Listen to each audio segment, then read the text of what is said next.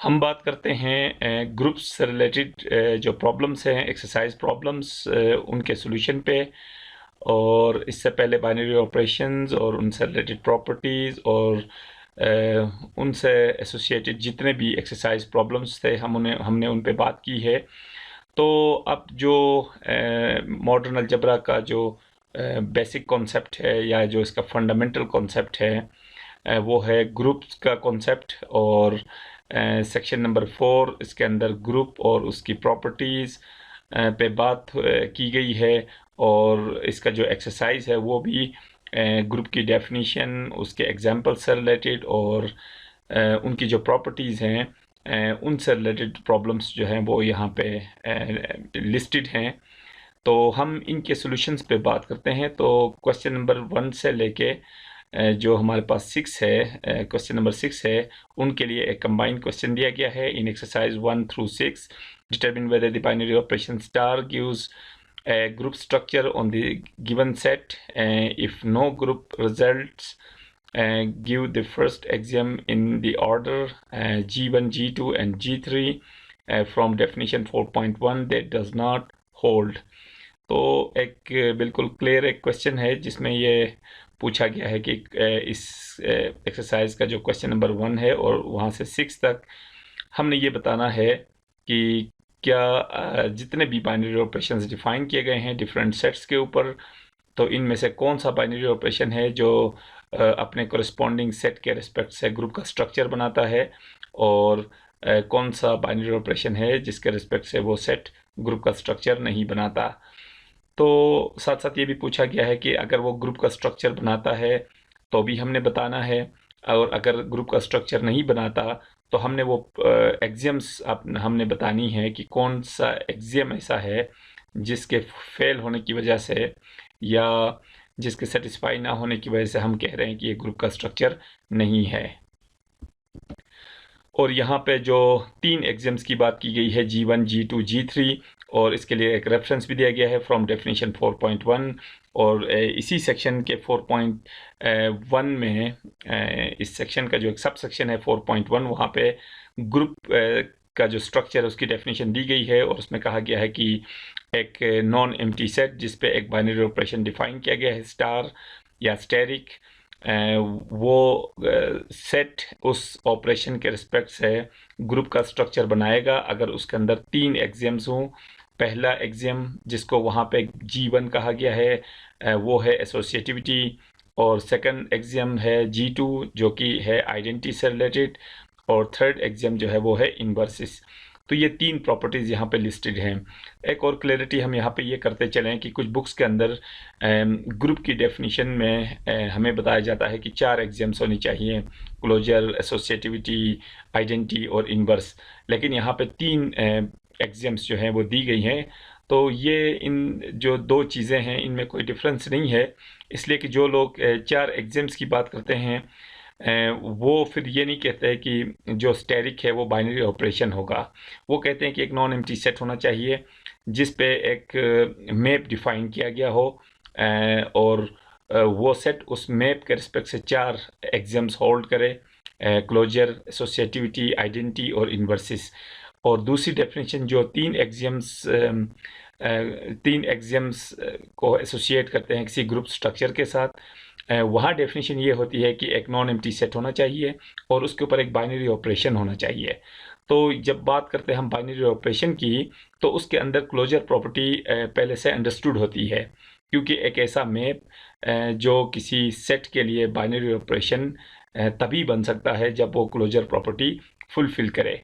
तो अगर हम ये कहते हैं कि एक नॉन एम्प्टी सेट होना चाहिए और उसके ऊपर एक बाइनरी ऑपरेशन डिफाइंड होना चाहिए, तो इसका मतलब है कि क्लोजरनेस को हम पहले से ही एडमिट करते हैं कि उसके अंदर क्लोजर प्रॉपर्टी मौजूद है। तो उसके अलावा जाहिर है बाकी सिर्फ 3 एग्जाम्स बचती हैं जिनको फिर हम लिस्ट करते हैं। तो इस बुक के अंदर भी यही अप्रोच जो है लेके लिया गया है कि एक नॉन एम्प्टी सेट है और उसके ऊपर एक बाइनरी ऑपरेशन डिफाइंड है। तो इसी बात के अंदर जो है वो क्लोजर प्रॉपर्टी भी मौजूद है। तो इसके अलावा जो है वो 3 एग्जाम्स की बात की गई है और वो है एसोसिएटिविटी, आइडेंटिटी और इन्वर्सिस। तो हमने चूंकि इसी डेफिनेशन को लेके चलना है, तो ये जो G1, G2 और G3 है, इसके बारे में हमारा माइंड ये क्लियर होना चाहिए कि G1 means associative property, G2 means identity property and G3 means inverse property. तो हमने या तो इन तीनों को वन बाय वन वेरीफाई करना है, करके बताना है कि ये सेट जो है वो अपने जो इसके साथ एसोसिएटेड एक ऑपरेशन है, बाइनरी ऑपरेशन, उसके रिस्पेक्ट से ग्रुप बनाता है, या ये बताना है कि इन तीनों में से कोई एक या दो या तीनों प्रॉपर्टीज़ जो है वो फेल होती हैं, जिसकी वजह से हम कह रहे हैं कि वो सेट ग्रुप का स्ट्रक्चर नहीं बनाता। तो स्टार्ट करते हैं हम क्वेश्चन नंबर 1 से। तो पहले क्वेश्चन में हमारे पास सेट इंटीजर्स का दिया गया है, और इसके ऊपर जो बाइनरी ऑपरेशन डिफाइंड है वो a star b is equal to a b का प्रोडक्ट। ये a और b का प्रोडक्ट है, यानी हम कह सकते हैं कि सिंपल मल्टीप्लिकेशन डिफाइंड है सेट ऑफ इंटीजर्स के ऊपर। तो पहले तो हमने ये बताना है कि क्या ये सेट जो है इस ऑपरेशन के रिस्पेक्ट से ग्रुप का स्ट्रक्चर बनाता है। तो इसका आंसर है नो, ये ग्रुप का स्ट्रक्चर नहीं बनाता, और उसकी वजह ये है कि इसके अंदर जो पहली प्रॉपर्टी है G1, और ये G1 प्रॉपर्टी है एसोसिएटिविटी, और एसोसिएटिविटी के अगर हवाले से बात करें तो सेट के अंदर, इंटीजर्स के अंदर associative property with respect to multiplication जो है एग्जिस्ट करती है। उसकी वजह यह है कि अगर हम कोई से तीन एलिमेंट्स ले लें x, y और z, जो कि बिलोंग करते हैं सेट ऑफ इंटीजर्स से, तो इनके दरमियान जो कॉम्पोजिशन होगा x star y star z, इसको हम लिख सकते हैं x स्टार y, चूँकि दो एलिमेंट्स का कॉम्पोजिशन उनका प्रोडक्ट है हमें दिया गया है, तो इसको मैं लिख सकता हूँ x इंटू वाई इंटू ये हमारे पास होगा z, ये स्मॉल z है, तो मैं इसको लिख रहा हूँ ऐसे, और इन तीनों के दरमियान ये इन दोनों के दरमियान प्रोडक्ट है, और इस प्रोडक्ट का z के साथ फिर ऑपरेशन अगेन प्रोडक्ट है। और चूंकि x, y, z तीनों इंटीजर्स हैं, और इनके दरमियान x और y के दरमियान ये प्रोडक्ट है मल्टीप्लिकेशन, और तीसरे एलिमेंट z के साथ भी मल्टीप्लिकेशन है। चूंकि हमें ये पता है कि सेट ऑफ इंटीजर्स जो है वो रियल नंबर्स का एक सबसेट है, और सेट ऑफ रियल नंबर्स के अंदर मल्टीप्लिकेशन के रिस्पेक्ट से एसोसिएटिविटी मौजूद होती है। तो एसोसिएटिव प्रॉपर्टी एक ऐसी प्रॉपर्टी है कि अगर ये किसी सेट के अंदर पाई जाए तो इसके हर सबसेट के अंदर भी ये प्रॉपर्टी इनहेरिट कर जाती है। यानी किसी सेट के अंदर अगर एसोसिएटिव प्रॉपर्टी मौजूद है किसी भी ऑपरेशन के रिस्पेक्ट से, तो उसके हर सबसेट के अंदर भी वो प्रॉपर्टी लाजमी तौर पे पाई जाती है। तो चूंकि हमें ये पता है, और बहुत जो हमारे प्रीवियस लेवल्स हैं उनमें भी हम ये बात पढ़ते आए हैं कि सेट ऑफ रियल नंबर्स के अंदर associative property with respect to multiplication exist करती है। तो सेट ऑफ इंटीजर्स चूंकि उसका एक सबसेट है, तो सबसेट के अंदर भी एग्जिस्ट करनी चाहिए। तो इसलिए मैं इस चीज़ को लिख सकता हूँ x into y times z, और इसको फर्दर अगर मैं एज एन ऑपरेशन अगर लिखना चाहूँ, तो y और z का जो प्रोडक्ट है, यानी दो इंटीजर्स का जो प्रोडक्ट है, वो बेसिकली उनका कॉम्पोजिशन है। तो मैं ये लिख सकता हूँ कि x star y star z। तो यही हमारी रिक्वायरमेंट थी कि x और y के कॉम्पोजिशन का z के साथ जो कॉम्पोजिशन बन रहा है, वही कॉम्पोजिशन y और z के जो भी एलिमेंट आएगा उसका x के साथ कॉम्पोजिशन, ये दोनों सेम होने चाहिए, और जो कि यहाँ पे बिल्कुल सेम लग रहे हैं। इसका मतलब ये हुआ कि इसके अंदर एसोसिएटिव प्रॉपर्टी मौजूद है। इसी तरह जो सेकंड प्रॉपर्टी है वो होती है आइडेंटिटी। आइडेंटिटी को भी हम यहाँ पे इजीली देख सकते हैं कि आइडेंटिटी प्रॉपर्टी भी सेट ऑफ इंटीजर्स में मौजूद है मल्टीप्लिकेशन के रिस्पेक्ट से, क्योंकि हमें पता है कि एक एलिमेंट है 1, और ये सेट ऑफ इंटीजर्स में पाया जाता है। और 1 एक ऐसा एलिमेंट है कि जिसको अगर मैं z से कोई भी एक आर्बिट्ररी एलिमेंट चूज करता हूँ, फॉर एग्जांपल x, मैं लिख देता हूँ for all x belongs to z, 1 star x is equal to x star 1 is equal to, ये हमारे पास होगा x के इक्वल। तो यानी 1 सेट ऑफ इंटीजर्स के अंदर एक ऐसा स्पेशल एलिमेंट है जिसे हम किसी भी इंटीजर के साथ चाहे लेफ्ट से उसको कंपोज करें या 1 को हम किसी भी इंटीजर के साथ राइट से उसको कंपोज करें। तो कंपोज करने का यहाँ मतलब होगा मल्टीप्लाई करना, क्योंकि यहाँ पे जो हमारे पास ऑपरेशन दिया गया है वो बेसिकली मल्टीप्लिकेशन का है। तो चाहे मैं 1 को x के साथ कंपोज करूँ लेफ्ट से, तो इसका मतलब ये होगा कि मैं इसको बेसिकली वो मल्टीप्लाई करना चाह रहा हूँ 1 को x के साथ लेफ्ट से, और मैं लिखता हूँ 1 डॉट x, और मुझे पता है कि 1 का किसी भी इंटीजर के साथ जो प्रोडक्ट होगा वो वही इंटीजर होगा। इसी तरह अगर मैं x के साथ कंपोज करूँ 1 को फ्रॉम राइट साइड, तब भी यही होगा, ये मेरे पास x डॉट 1 होगा, क्योंकि ऑपरेशन हमें दिया गया है प्रोडक्ट का, और x और 1 का प्रोडक्ट का मतलब ये है कि किसी भी इंटीजर का 1 के साथ जो प्रोडक्ट बनता है हमेशा वही इंटीजर इसका रिजल्ट होता है।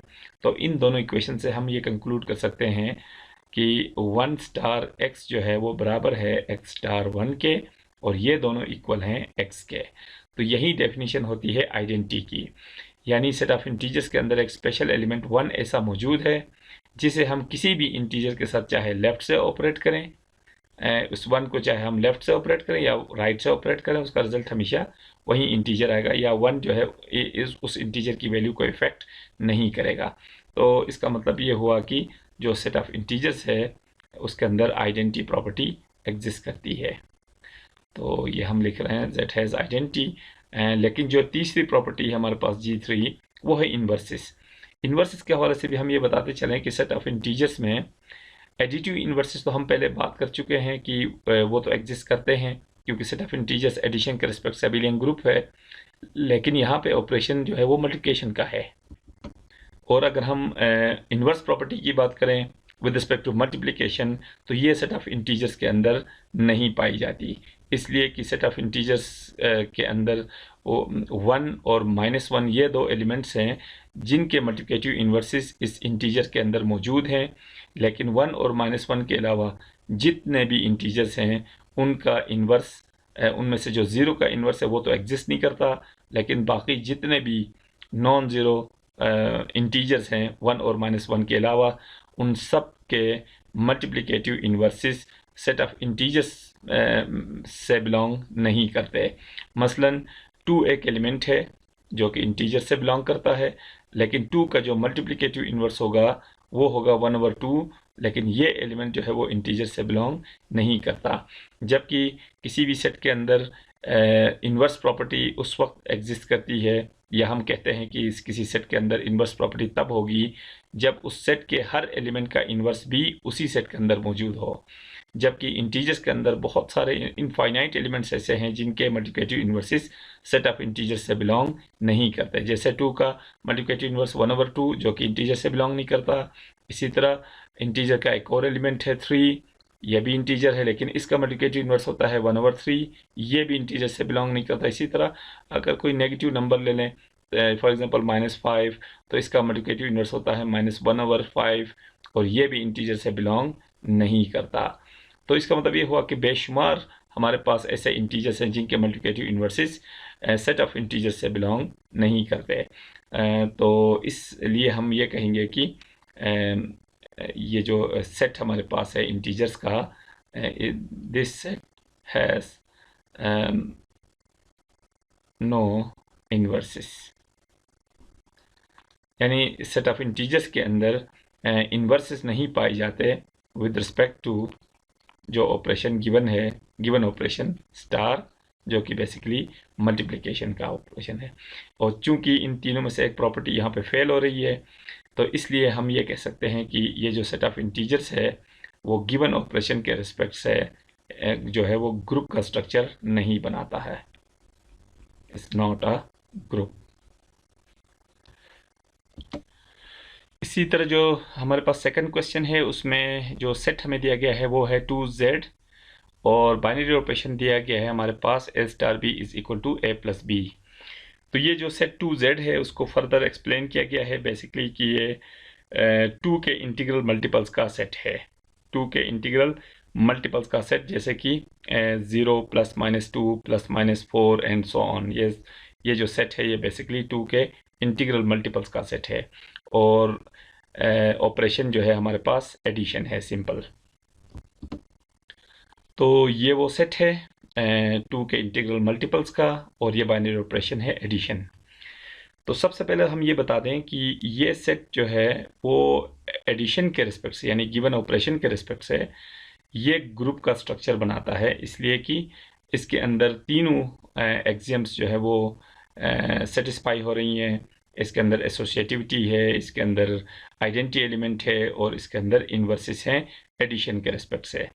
और इसको फॉर्मली हम शो कर सकते हैं या वेरीफाई कर सकते हैं कुछ इस तरह कि सबसे पहले हम पहली प्रॉपर्टी, चूँकि हमने पहले बात की है, G1 का मतलब हम लेंगे जो फर्स्ट एक्सियम है इस बुक की डेफिनेशन के मुताबिक, जो कि एसोसिएटिविटी है। तो एसोसिएटिव प्रॉपर्टी चेक करने के लिए हमें इस सेट के 3 मेंबर्स चाहिए। तो वो मैं लिख देता हूँ पहले, let x y and z belongs to z। इसका मतलब ये हुआ कि x, y और z मैंने इस सेट के अंदर से 3 मैंने एलिमेंट्स लिए, x, y और z। और चूंकि हम पहले बात कर चुके हैं कि यह सेट बेसिकली 2 के इंटीग्रल मल्टीपल्स का है, तो अगर x 2z का एलिमेंट है तो इसका मतलब ये हुआ कि x जो है वो भी 2 का एक इंटीग्रल मल्टीपल है, y भी 2 का इंटीग्रल मल्टीपल, और z भी 2 का इंटीग्रल मल्टीपल है। इसलिए मैं ये कह सकता हूँ कि देन देयर एग्जिस्ट 3 इंटीजर्स मेरे पास होंगे n1, n2, n3 such that n1, n2, n3 belongs to z such that, ये सिंबल हम यूज़ कर रहे हैं सच दैट के लिए। तो सबसे पहले x जो होगा वो 2 टाइम्स ऑफ n1 होगा, y जो होगा वो ट्वाइस ऑफ n2 होगा, और z जो होगा वो होगा ट्वाइस ऑफ n3। तो ये लिखने का मकसद सिर्फ ये है कि x चूँकि 2z का एलिमेंट है तो वो भी 2 का इंटीग्रल मल्टीपल होगा, यानी 2 को किसी न किसी इंटीजर से मल्टीप्लाई करेंगे तो उसका रिजल्ट x होगा, और y जो है वो भी 2 और किसी न किसी इंटीजर का मल्टीपल होगा या प्रोडक्ट होगा, और z भी 2 और किसी न किसी इंटीजर का प्रोडक्ट होगा। तो अब हम ये देखते हैं कि इसके अंदर जो एसोसिएटिविटी है वो कैसे होल्ड करती है। Now x star y star z, हमें चूंकि ये पता है कि एसोसिएटिव होने का क्या मतलब होता है या एसोसिएटिविटी के लिए क्या रिक्वायरमेंट है, और वो रिक्वायरमेंट ये है कि x star bracket y star z equal होना चाहिए x star y bracket close, यानी ये चीज़ x star y star z equal होना चाहिए x star y star z के। तो ये चीज़ चूँकि हम बार बार इससे पहले बात कर चुके हैं, इसलिए हम ज़्यादा डिटेल में हम नहीं जाते, बस सिर्फ ये कहते हैं कि एसोसिएटिविटी की ये रिक्वायरमेंट है। तो अब इसकी यहाँ पे अगर मैं वैल्यूज़ अगर सब्स्टिट्यूट करूँ तो मैं x को की जगह लिख सकता हूँ 2n1, और स्टार मेरे पास चूँकि एडिशन का है तो मैं ये लिख देता हूँ फिर y स्टार z, तो y का मतलब 2n2 प्लस 2n3।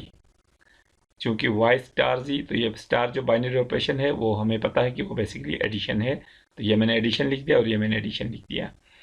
तो अब यहाँ से इस चीज़ को मैं लिख सकता हूँ ट्वाइस ऑफ n1 प्लस ये होगा twice of n2 plus n3, और इसको हम लिख सकते हैं twice of n1 plus n2 plus n3, और इसको फर्दर मैं लिख सकता हूँ ट्वाइस ऑफ n1। और चूंकि अब देखें कि n1, n2, n3 ये तीनों के तीनों बेसिकली इंटीजर्स हैं, और हम पहले बात कर चुके हैं कि सेट ऑफ इंटीजर्स एडिशन के रिस्पेक्ट से ग्रुप का स्ट्रक्चर बनाता है, यानी इसके अंदर एसोसिएटिविटी होती है। तो इन तीनों एलिमेंट्स के दरमियान भी हम ये कह सकते हैं कि एसोसिएटिव प्रॉपर्टी एग्जिस्ट करेगी, इसलिए मैं इस चीज़ को लिख सकता हूँ n1 प्लस n2 और ये प्लस n3, और अब मैं इस 2 को अगर इनके साथ कंपोज करूं या मल्टीप्लाई करूं तो ये होगा twice of n1 plus n2 plus twice of n3, और ये चीज़ मेरे पास है twice of n1 plus twice of n2 into plus और ट्वाइस ऑफ n3। अब हम अगर इनकी एक्चुअल वैल्यूज़ अगर रखें, twice of n1 basically x है, एडिशन यही बाइनरी ऑपरेशन है, यानी a प्लस बी को हम a स्टार बी लिख सकते हैं। तो ये इन दोनों के सम को हम इन दोनों का के दरमियान इसको स्टार से रिप्लेस कर सकते हैं। x star 2n2 means y, और ये प्लस मीन्स स्टार, और 2n3 मीन्स z। तो ये हमारी जो रिक्वायर्ड कंडीशन थी यहाँ पे वो मीट कर रही है। तो इसका मतलब ये हुआ कि हम ये कह सकते हैं कि ये जो सेट है 2z वो इस बाइनरी ऑपरेशन के रिस्पेक्ट से वो एसोसिएटिव है। तो ये पहली जो एक्सियम थी वो हमने शो कर दी कि ये बिल्कुल इसके अंदर इसके लिए ट्रू हो रहा है। तो अब हम बात करते हैं सेकंड प्रॉपर्टी की या सेकंड एक्सियम की, और जो है आइडेंटिटी। और आइडेंटिटी की डेफिनेशन का हमें पता है। आइडेंटिटी के लिए इस सेट के अंदर, यानी इस सेट के अंदर एक स्पेशल एलिमेंट ऐसा होना चाहिए जिसे हम इसी सेट के बाकी एलिमेंट्स के साथ ऑपरेट करें अंडर गिवन ऑपरेशन, तो वो उनकी वैल्यू को इफेक्ट ना करे। अगर इस तरह का एक स्पेशल एलिमेंट सेट में मौजूद हो तो उसी एलिमेंट को हम आइडेंटिटी एलिमेंट कहते हैं। और फिर सेट के बारे में कहते हैं कि सेट के अंदर आइडेंटिटी प्रॉपर्टी एग्जिस्ट करती है। तो इस केस में हम ये कह सकते हैं कि since 0 is equal to twice into 0, यानी हमने ये लिखा है कि चूंकि 0 जो है वो 2 और 0 का प्रोडक्ट है, और 2 और 0 के प्रोडक्ट का मतलब ये है कि 0 को अगर हम एज एक इंटीजर अगर हम ट्रीट करें, एज इंटीजर इसको ट्रीट करें, तो एक इंटीजर और 2 का प्रोडक्ट, तो किसी भी इंटीजर का 2 के साथ जो प्रोडक्ट होगा वो उस 2 का इंटीग्रल मल्टीपल कहलाएगा। तो बेसिकली 2 और 0 का प्रोडक्ट ये 2 का इंटीग्रल मल्टीपल है जो कि 0 के बराबर है। तो इसका मतलब ये हुआ कि 0 भी एक 2 का इंटीग्रल मल्टीपल है, और 2 के जितने भी इंटीग्रल मल्टीपल्स हैं वो सब के सब इस सेट में जमा हैं। तो इसलिए मैं कह सकता हूँ कि चूंकि 2 टाइम्स 0 यह बिलोंग करता है 2z से, तो और 2 टाइम्स 0 जो है बेसिकली 0 के इक्वल है, तो फिर 0 भी 2z से बिलोंग करेगा। तो यानी हम ये कहना चाह रहे हैं इनडायरेक्टली कि 0 जो है वो 2z का एक एलिमेंट है। ये हमने एक फैक्ट चूंकि बता दिया है, देन मैं लिख देता हूँ फॉर एनी। अब मैं ये कहता हूँ कि इस सेट में से हम कोई भी एक एलिमेंट चूज कर लें। फॉर एग्जांपल इसके अंदर से मैं एक एलिमेंट चूज करता हूँ 2n1 belongs to 2z such that हम ये कह सकते हैं कि जब मैं इस 0 को ऑपरेट करूँ इस 2n1 के साथ, तो इसका रिजल्ट क्या होगा वो हम देख सकते हैं। तो ये होगा 0 प्लस 2n1, और ये अगेन होगा 2n1। इसी तरह ऑल्सो इस 0 को जब मैं ऑपरेट करूं 2n1 के साथ फ्रॉम राइट साइड, तब भी ये मेरे पास इसका रिजल्ट आएगा 2n1 प्लस 0, और ये अगेन आएगा 2n1। तो यहाँ से ये चीज़ बिल्कुल वाजह है कि 0 2z के अंदर मौजूद भी है, और ये एक ऐसा एलिमेंट है जिसको मैं 2z के किसी भी एलिमेंट के साथ चाहे लेफ्ट से ऑपरेट करूं या इसको मैं राइट से ऑपरेट करूं, ये एलिमेंट 2z के एलिमेंट की वैल्यू को चेंज नहीं कर रहा। तो इसका मतलब ये हुआ, इसको चलो अगर हम बहुत फॉर्मली अगर हम लिखना चाहें तो इसको हम लिख सकते हैं 1, इसको हम लिख सकते हैं 2, और हम यहाँ पे लिख सकते हैं फ्रॉम 1 and 2। यानी इन दोनों से हम क्या कंक्लूड कर सकते हैं कि 0 स्टार 2n1 की वैल्यू इक्वल है 2n1 स्टार 0 के, और ये दोनों वैल्यूज इक्वल हैं 2n1 के। यानी इस एक्सप्रेशन का ये मतलब है कि 0 2n1 के साथ चाहे लेफ्ट से ऑपरेट हो या राइट से ऑपरेट हो, वो 2n1 की वैल्यू को चेंज नहीं कर रहा। और यहाँ पे जो 2n1 है वो बेसिकली 2z जो सेट है उसका एक आर्बिट्ररी एलिमेंट है। आर्बिट्ररी एलिमेंट का मतलब उसका रिप्रेजेंटेटिव एलिमेंट है। तो और हम अलजबरा के अंदर यही करते हैं कि जो रिप्रेजेंटेटिव एलिमेंट होता है या आर्बिट्ररी एलिमेंट जिसको हम कहते हैं, उसके लिए जो प्रॉपर्टी ट्रू होती है, तो हम यही मानते हैं कि उस सेट के तमाम एलिमेंट्स के लिए वो प्रॉपर्टी ट्रू है। तो इसका मतलब ये हुआ कि 0 जो है वो इस आर्बिट्ररी एलिमेंट के साथ जब लेफ्ट से ऑपरेट हो रहा है या राइट से ऑपरेट हो रहा है तो इसकी वैल्यू को चेंज नहीं कर रहा। इसका मतलब ये हुआ कि 0 इस सेट के किसी भी मेंबर के साथ चाहे लेफ्ट से ऑपरेट हो या राइट से ऑपरेट हो वो उसकी वैल्यू को चेंज नहीं करेगा। तो इसलिए हम कह सकते हैं कि 0 is the identity element of this set 2z। तो ये सेकंड प्रॉपर्टी थी जो कि यहाँ पे वेरीफाई हो रही है। इसी तरह इसकी एक आखिरी जो एक्सियम है ग्रुप होने के लिए, जो तीसरी एक्सियम है या जो थर्ड रिक्वायरमेंट है, वो है इन्वर्सिस। इन्वर्सिस का मतलब ये है कि इस सेट के अंदर जितने भी एलिमेंट्स हैं उनमें से हर एलिमेंट का इन्वर्स इसी सेट के अंदर मौजूद होना चाहिए। तो इसका तरीक़ाकार भी यही होगा कि हम इस सेट में से एक आर्बिट्ररी एलिमेंट चूज़ करेंगे और साबित करेंगे कि इसका इन्वर्स भी इसी सेट के अंदर मौजूद है। तो इसके लिए हम अगेन वो एक सपोजिशन की तरफ जाते हैं। लेट अगेन इस तरह का एक एलिमेंट लेंगे आर्बिट्ररी, और ये चीज़ भी हमारी मर्ज़ी है कि हम पहले एक सिंगल एलिमेंट चूज़ करें, बाद में उसको इसके इक्वल रखें, या हम डायरेक्ट ही 2n1 टाइप का एक एलिमेंट चूज़ कर लें, क्योंकि इस सेट के अंदर हमें पता है कि ये 2 के इंटीग्रल मल्टीपल्स हैं।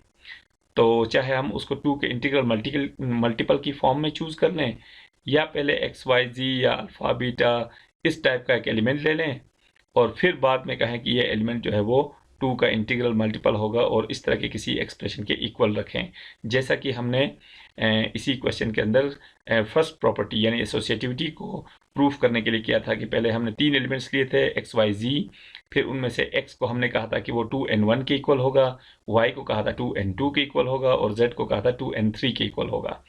तो ये हमारी मर्जी है कि पहले इस तरह का एक सिंगल हम सिंबल ले लें। और सिंगल सिंबल हम इसलिए लेते हैं कि वो कैलकुलेशन में आसानी होती है।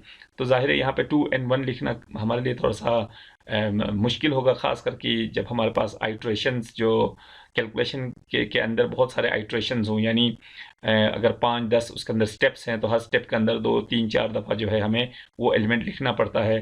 तो x लिखना तो ईजी है, लेकिन 2n1 लिखना जो है ना उसकी निस्बत जो है थोड़ा सा टाइम टेकिंग होता है, इसीलिए हम बाज़ औक़ात जो है वो एक सिंगल एलिमेंट जो है उसको प्रेफर करते हैं। तो खैर ये कोई मैंडेटरी चीज़ नहीं है, हम चाहे तो डायरेक्ट इस तरह के एलिमेंट्स चूज़ कर सकते हैं, या हम चाहे तो कोई सिंगल एलिमेंट लेके वो हम कह सकते हैं कि वो बाद में ये कह सकते हैं कि वो इस तरह के किसी एलिमेंट के इक्वल होगा।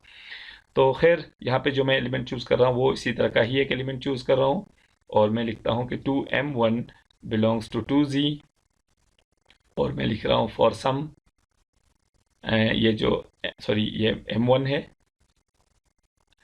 For some m1 belongs to z। चूँकि 2z के अंदर तो इस टाइप के एलिमेंट्स होंगे, यानी 2 और किसी न किसी इंटीजर के मल्टीपल्स होंगे।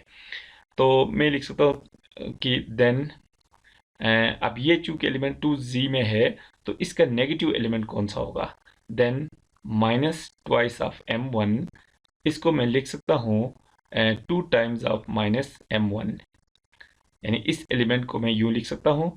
तो ये इस फॉर्म में लिखने का मकसद सिर्फ ये है, ये बताना है कि ये एलिमेंट भी 2z का एलिमेंट होगा, क्योंकि 2 टाइम्स ये जो गिवन सेट है 2z, इसके अंदर ये जो सेट है 2z, इसके अंदर किस टाइप के एलिमेंट्स होंगे वो हमें पता है, वो 2 के इंटीग्रल मल्टीपल्स होंगे, यानी हर वो नंबर कि जो 2 और किसी इंटीजर का मल्टीपल होगा या 2 और किसी इंटीजर का प्रोडक्ट होगा वो इस सेट का मेंबर होगा।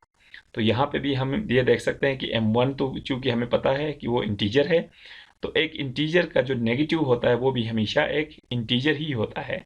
तो हम ये कह सकते हैं कि माइनस m, अगर m इंटीजर है तो माइनस m1 भी इंटीजर है, यानी अगर m1 इंटीजर है तो माइनस m1 भी इंटीजर है, और ये जो एक्सप्रेशन है वो 2 और एक इंटीजर का प्रोडक्ट है। तो 2 का किसी भी इंटीजर के साथ जो प्रोडक्ट होगा वो 2 का इंटीग्रल मल्टीपल होगा, और वो सारे एलिमेंट्स जो है वो इस सेट के मेंबर्स हैं। तो मैं ये कह सकता हूँ कि ये जो एलिमेंट है वो बिलोंग करेगा ट्वाइस ऑफ z से। अगर ये एलिमेंट बिलोंग कर रहा है तो इसका मतलब है कि ये वाला एलिमेंट इससे बिलोंग कर रहा है, क्योंकि ये दोनों बिल्कुल सेम हैं। तो मैं अब इससे हम क्या कंक्लूड करने वाले हैं कि हमने सेट 2z में से एक आर्बिट्ररी एलिमेंट लिया था और हमने साबित किया कि उसका जो नेगेटिव होगा वो भी उसी सेट के अंदर मौजूद होगा। अब हम ये साबित करेंगे कि इस एलिमेंट का जो नेगेटिव है वही इसका एडिटिव इन्वर्स है। तो इस काम के लिए हम ये कह सकते हैं कि सच दैट अगर मैं इस नेगेटिव को यानी 2m1 को अगर मैं ऑपरेट करूं 2m1 के साथ लेफ्ट से, तो इसका रिजल्ट होगा -2m1 + 2m1 और इसका रिजल्ट होगा 0। और हमें ये पता है कि दो एलिमेंट्स का कॉम्पोजिशन अगर आइडेंटिटी एलिमेंट हो तो वो एक दूसरे के इन्वर्सेस होते हैं। तो ये चीज़ तो हमने कर दिया कि जब ये एलिमेंट जो है लेफ्ट से ऑपरेट होगा, अगर इसी एलिमेंट को अगर हम राइट से ऑपरेट करें तब भी हमारे पास यही रिजल्ट आएगा, यानी बिल्कुल यही रिजल्ट आएगा जब हम किस चीज़ को ऑपरेट करें, ये जो 2m1 है इसके साथ ऑपरेट करें -2m1 को राइट साइड से, -2m1 को राइट साइड से, तब भी इसका रिजल्ट 0 ही आएगा।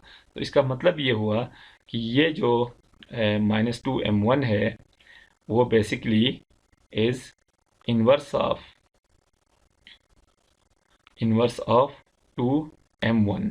और जैसे कि हम पहले बात कर चुके हैं कि ये जो 2m1 हमने एक एलिमेंट लिया है वो बेसिकली एक आर्बिट्ररी या रिप्रेजेंटेटिव एलिमेंट है इस सेट का, और रिप्रेजेंटेटिव एलिमेंट के लिए जो प्रॉपर्टी होल्ड करेगी वो उसका मतलब फिर ये निकलेगा कि उस सेट के हर मेंबर के अंदर ये वाली प्रॉपर्टी मौजूद है। तो यहाँ पे 2m1 के लिए हमने ये साबित किया है कि उसका इन्वर्स जो है वो इसी सेट से बिलोंग करता है। तो इसका मतलब ये हुआ कि इस सेट के हर एलिमेंट का इन्वर्स भी 2z से ही बिलोंग करेगा। तो इसलिए हम कह सकते हैं कि दिस इम्प्लॉयज दैट ये जो हमारे पास सेट है 2z और इस ऑपरेशन स्टार के रिस्पेक्ट से हैज़ इन्वर्सिस, हम ये कह सकते हैं। तो इसका मतलब ये हुआ कि ये ऐसा सेट है जिसके अंदर पहली जो एसोसिएटिविटी है वो भी ट्रू हो रही है, इसके अंदर आइडेंटिटी प्रॉपर्टी भी ट्रू हो रही है, और जो इसकी थर्ड प्रॉपर्टी थी इन्वर्सिस वो भी ट्रू है। तो इसलिए हम कह सकते हैं कि ये सेट इस ऑपरेशन के रिस्पेक्ट से ग्रुप का स्ट्रक्चर बनाता है।